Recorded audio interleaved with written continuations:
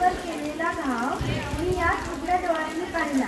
ज्या व्यवस्थेचा मी भाग आहे तिनेच तर माझ्या बापाचा खून केला.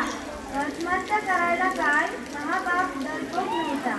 पण प्रत्येक वेळी या व्यवस्थेने केलेल्या घावाचा वेदना आता असह्य झालेला होता.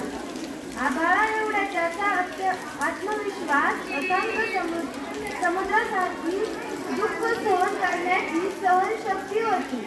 माझ्या बापामध्ये पण आज केलेल्या या घावाची जखम सहन होणारी नव्हती. अनंत जखमा उदरी सहन करत माझ्या बापानं या व्यवस्थेचं पोट धरलं.